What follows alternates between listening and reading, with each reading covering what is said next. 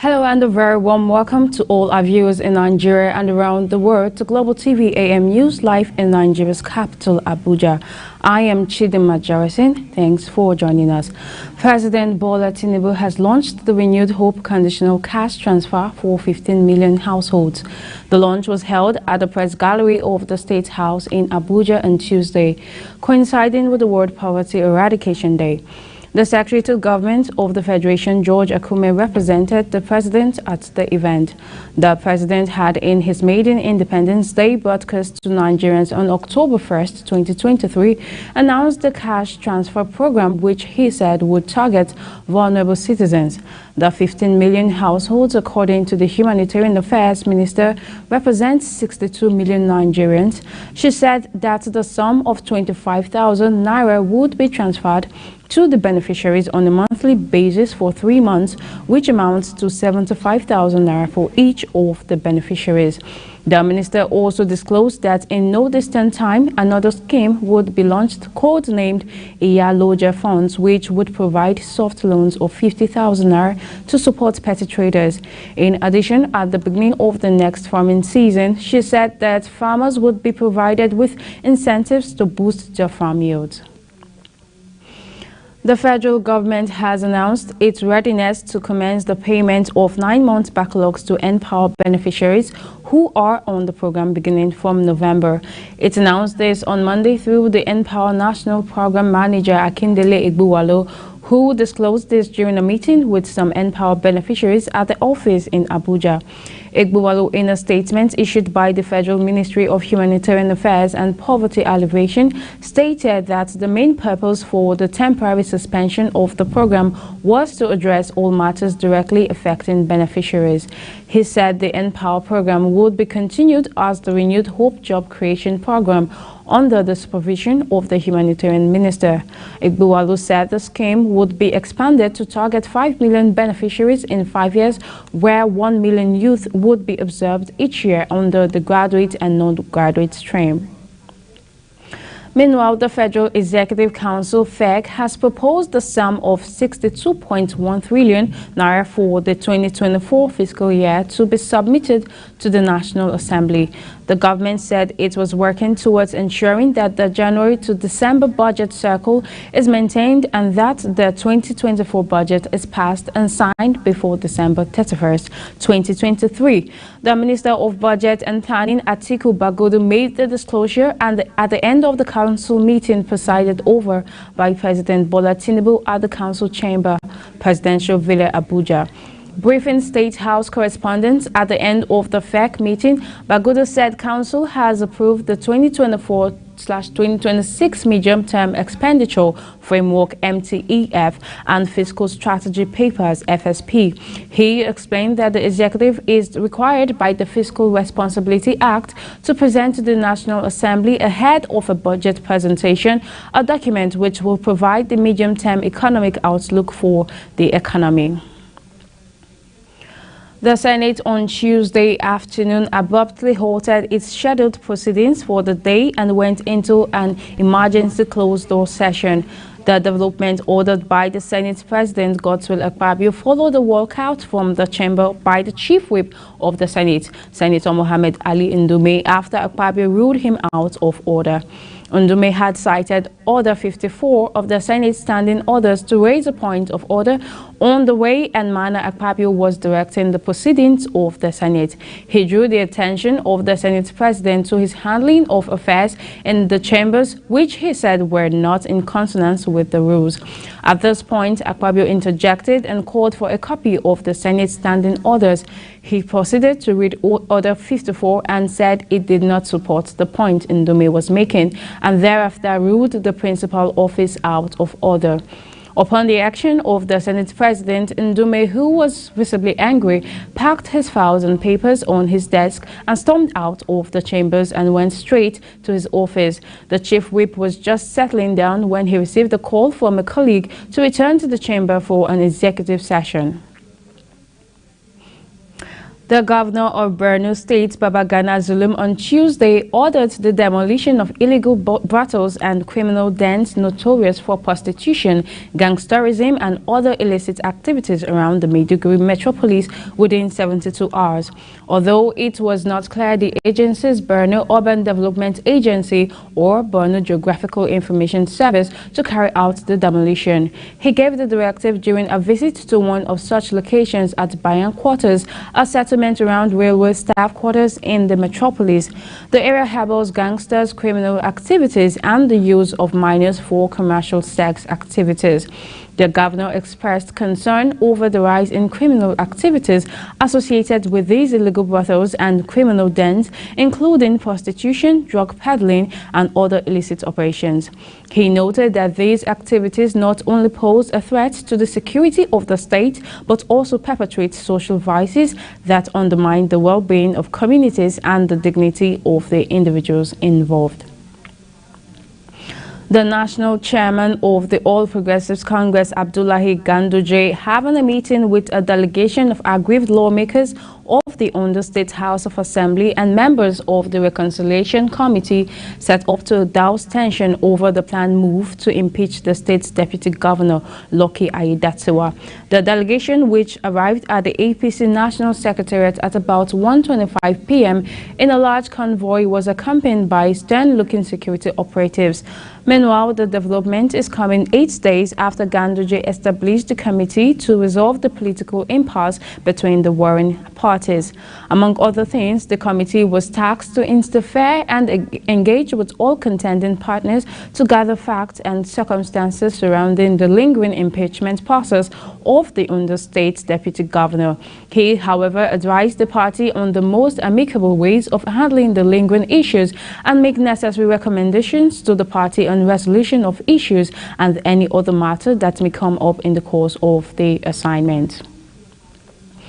Meanwhile, the Ondo State Consciousness Movement has condemned the continued absence of the state governor Rotimi Akeredolu from office and the prolonged disagreement between the governor and his deputy Lucky Aiyedatiwa. The group also described as a proxy war that is disrupting the lives of the Ondo State people. Recent move by the Ondo State House of Assembly to impeach Aiyedatiwa, while also condemning the sealing of the People's Democratic Party Secretariat in the state over a planned protest by some youth. The Ondo State Consciousness Movement rises with stern resolve to condemn the actions of Governor Rotimi Akeredolu and his agents for interfering with the constitutional right of the people to peaceful assembly and protest against perceived societal wrongs, jeopardizing good governance and the well-being of its citizens. The Executive Director, Yaga Africa, Samson Itodo, has charged political actors in the country to demonstrate patriotism and public interest during elections. Itodo gave the charge at a media briefing in Abuja on the outcome of the observation from the Liberian general election in 2023. Global TV Sobura Usma tells us more. The executive director commended the electoral process in Liberia and their unwavering commitment to transparency over speedy collation of electoral results, as well as promptly addressing concerns in the full view of everyone. Over 70% turnout for the elections. But this turnout in this election, we believe, is driven by a deep sense of patriotism and love for the country of Liberia. And we did note and observe how the people of Liberia were so passionate about their country. There was commitment, to participate in the process. And there was national consensus that given the history of Liberia, having experienced 2 consecutive civil wars, they didn't want to descend, into conflict or violence. So there was that commitment and that patriotic, and the love for the country that we see Liberians exhibit is something that we did take out from the election. He further tasked the Independent National Electoral Commission, INEC, to review the format on ballot papers by giving multiple voting options in order to minimize incidences of invalid votes to the barest minimum. Our political stakeholders really need to demonstrate a firm commitment to democracy and nation building by upholding, national values such as patriotism integrity and public interest in electoral politics. We're also recommending that INEC should review the format of ballot papers used in Nigeria to include photographs and names of candidates to improve the quality of electoral preferences and reduce, incidence of invalidated votes. We also recommend that both INEC and state independent electoral commissions need to commit to transparency, greater transparency in the management of elections.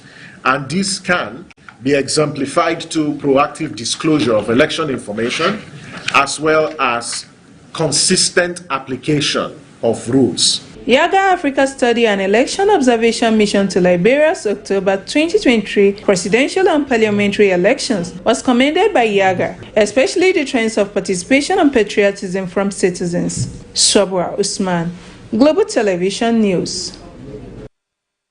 Thank you, Sobra Usman. And now the new Executive Secretary and Chief Executive Officer of the Nigerian Investment Promotion Commission, NIPC, Aisha Rimi, has pledged to advance Nigeria's economy through strategic investment promotion. Rimi made this pledge during her opening address after assuming at NIPC headquarters on Monday in Abuja. In a major reshuffling last Friday, President Bola Tinubu approved the appointment of a new lineup of leadership for 12 agencies and parastatals under the Federal Ministry of Industry, Trade and Investment. According to a statement by the President's Special Advisor on Media and Publicity, Ajiru Ngolale, the move aligns with the President's resolve to base Nigeria's economic revival on the foundation of trade expansion through small, medium and large-scale industry facilitation in Nigeria.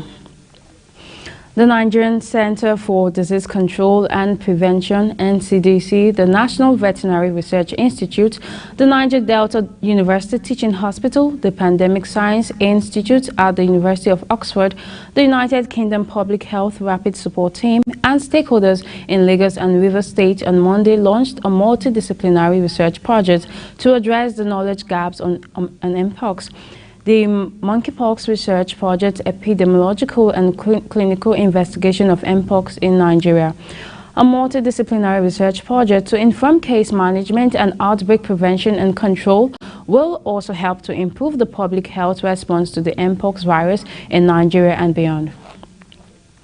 You're watching Global TV AM News, coming to you live from Nigeria's capital, Abuja. We're on StarTimes channel 276. Kindly follow us across social media platforms using Global TV NG and other handles now showing on your screen.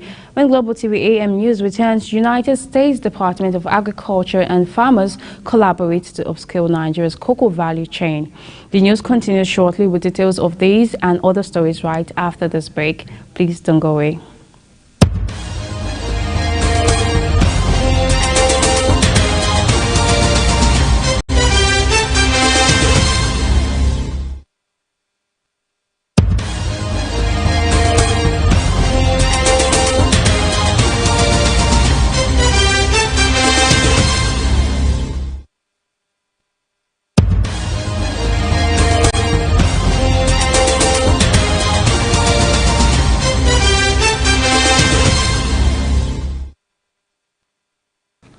This is Global Television bringing you live broadcast of the AM News from Nigeria's capital, Abuja. 9 Russian helicopters has been destroyed by Ukraine on the Eastern Front early Tuesday, deploying longer-range missiles recently provided by the US government for the first time. The attack duped Operation Dragonfly targeted Russian forces in occupied Berdyansk on the Sea of Azov, as well as an airfield in Luhansk in the Donbas region. The Ukrainian President Volodymyr Zelensky confirmed in an evening address that his forces had used the long-range ATACMS Army Tactical Missile Systems, saying the weapons executed very accurately and have proven themselves. In addition to the Russian helicopters, Ukraine's Special Operations Forces claimed that a Russian anti-craft missile system and an ammunition warehouse were destroyed and runways were damaged. Losses in the enemy's manpower amount to dozens of dead and wounded, bodies still being pulled from the rubble. And now, as we turn to the foreign scene, now President Joe Biden will make a landmark trip to Israel on Wednesday a show of ironclad support as Washington tries to prevent the escalating war in Gaza from spilling over into regional conflict. The trip comes just days after Gaza-based Hamas fighters broke through Israel's heavily fortified border, shooting, stabbing and burning to death more than 1,400 people, most of them civilians. Shell-shocked Israel has responded with withering airstrikes on Hamas-controlled Gaza and by deploying tens of thousands of troops to the border in preparation for a full-scale ground offensive. Secretary of State Antony Blinken said Biden's visit would be a statement of solidarity with Israel and an ironclad commitment to its security. Washington has already sent 2 aircraft carrier strike groups to the eastern Mediterranean to deter hostile actions against Israel. And now police in Brussels have shot dead the man who killed 2 Swedish nationals on Monday evening. The 45-year-old man named Absalem was shot on a cafe in the Scherbach neighborhood. 2 Swedes were killed and a third seriously injured in the automatic rifle attack. It took place on Boulevard de Ypres, 5 kilometers 3 miles from the stadium where Belgium was playing Sweden to qualify for the Euro 2024 football tournament. Brussels has been on its highest terror alert ever since. The gunman is believed to be a Tunisian man who was in Belgium illegally after his asylum application was rejected in 2020. He posted a video online saying he had killed people in the name of God, and the prosecutor's office believes he was inspired by the Islamic State ISIS group. Belgian Interior Minister Annelies Verledien said the automatic weapon found on him was the same as the one used on Monday's attack. Prime Minister Alexander De Croo called Monday's shooting a harrowing act of terrorism in a press conference, and a prosecutor said the victims were probably targeted because they were Swedish. Now let's take a look at business. Human rights lawyer Femi Falana-San has disclosed that the Central Bank of Nigeria (CBN) only printed 402 billion naira to replace the about 3 trillion naira old banknotes withdrawn from the circulation during the currency redesign policy in the early part of 2023. Falana said he relied on the provisions Freedom of Information (FOIA) Act to obtain details about the amount of currency printed and management of the implementation process. Recall that the CBN had said it redesigned the higher denomination of banknotes to check the counterfeit and vote buying during the 2023 general election. This situation put the country in currency strain before and during the elections. Falana said during the currency scarcity period when some people collapsed and others died while on queues to get cash at various banks, with some banks attacked and burned by frustrated bank customers, the CBN failed to show sympathy with Nigerians. And now the United States Department of Agriculture (USDA), including stakeholders and the Nigerian cocoa farmers, have concluded plans to come together in Abuja this week in a move to address the prevalent socio-economic issues harming the sustainability of Nigeria's cocoa industry. The event, which is the second edition of the National Cocoa Festival, will bring together local and international cocoa industry stakeholders to devise pragmatic approaches that can move the sector forward towards sustainability and return Nigeria back to being a leading cocoa producing origin country as it was in the 1960s. The USDA, through its Food for Progress program, will also launch its Traceability and Resilience in Agriculture and Cocoa Ecosystems of Nigeria TRACE project with the implementing lead organization Lutheran World Relief and other partners. There is a significant need for collective action to upscale Nigeria's cocoa sustainable production in order to meet demand, which includes improving its traceability. And now on to sports. Super Eagles coach Jose Peseiro is pleased to have ended the country's 4-year winless run in friendly games following his side's 3-2 win over 10-man Mozambique on Monday, but he was quick to express his displeasure at his players' performance in the wake of the victory. Peseiro blamed his side for losing concentration during the game and not being clinical in front of goal. Genti Katamo scored the opener in the 6th minute after he ran in between the Eagles centre backs to poke the ball into the net after goalkeeper Francis Uzoho wrongly anticipated the ball in a different direction. The Mambas were pegged back in the 19th minute when Terem Murphy struck the equalizer. Despite numerical advantage, Mozambique reduced the deficit in the 55th minute through Faisal Bengal, a goal that left Rosario disappointed. Now for more updates on sports, let's now join Sharon Ajay.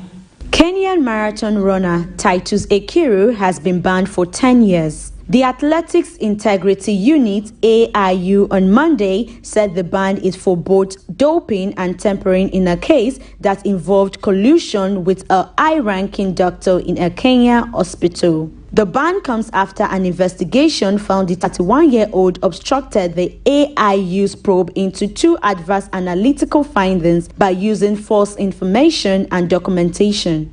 His ban runs from the date of his provisional suspension on June 28, 2022 until June 27, 2032. His results on and since May 16, 2021 have been erased, and he must forfeit all race prizes and money. UFC heavyweight champion John Jones believes that former middleweight champion Israel Adesanya is doing the right thing by taking a break from mixed martial arts. The last tie-bender, as he is widely known, announced on Friday that he plans to take an extended break from competition following a disappointing loss to Sean Strickland at UFC 293. In an upset, Strickland soundly outstruck Adesanya over the course of 5 rounds, putting an abrupt end to Adesanya's second reign as middleweight champion. When Adesanya will fight again is undecided, but he will be sure to want a return similar to the one Jones had when he makes a comeback. Sharon Ajay reporting for Global TV News. Thank you so much, Sharon Ajay. And that is where we ended AM News on Global TV, and it came to you live from Nigeria's capital, Abuja. We're on StarTimes channel 276. Kindly follow us across social media platforms using Global TV NG and other handles now showing on your screen. I am Chidima Jarrison, thanking you so very much for watching. Bye for now.